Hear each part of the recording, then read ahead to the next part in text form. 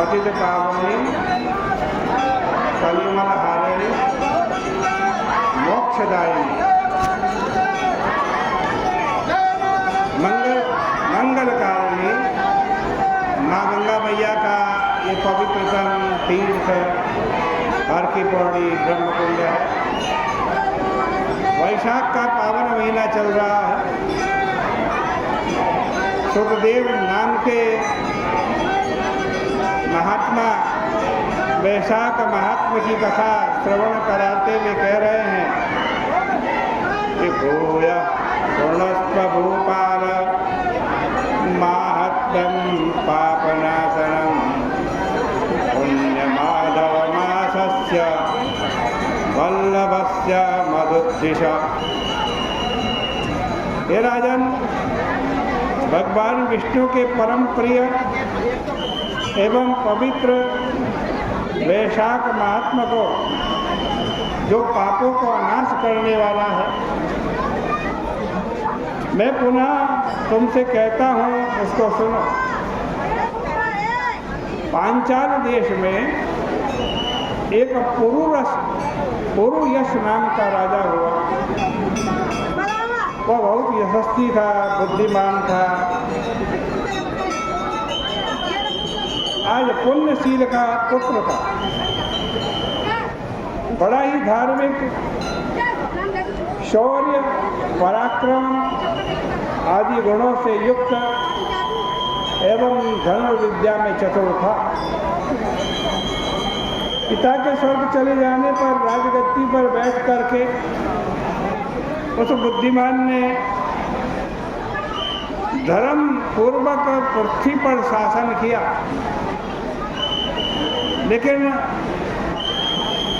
एक बार पूर्व जन्म का कोई बड़ा दोष पाप आ गया,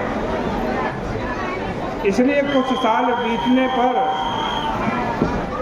उसकी संपत्ति नष्ट हो गई। बड़े बड़े हाथी रोग से पीड़ित होकर के मर गए।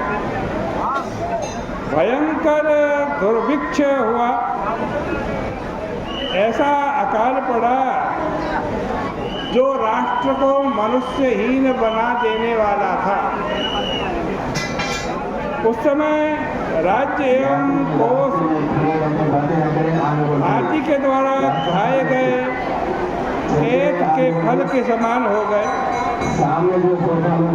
कोष एवं राज्य बल से रहित उस राजा को बलहीन जान करके विजय करने का यही समय है, ऐसा मन में निश्चित करके उस राजा के सैकड़ों शत्रु राजा वहाँ आ गए और पांचाल देश के राजा को जीत लिया।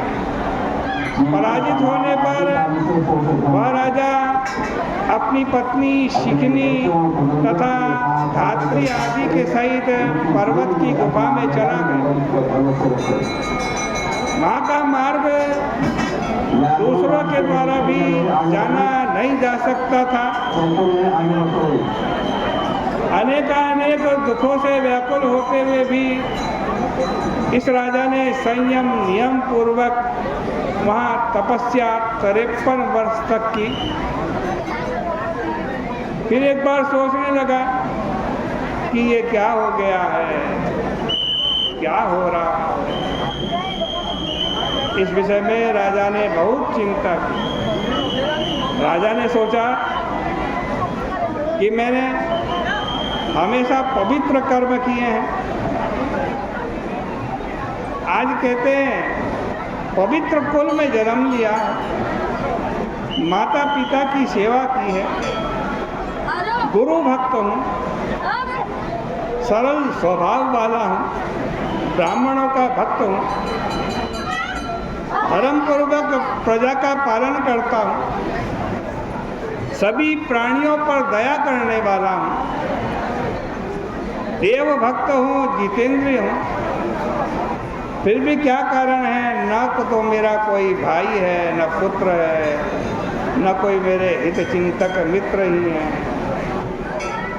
उच्च कुल में पैदा होने पर और पुण्य धर्म करने पर भी मेरी ऐसी दशा क्यों हुई?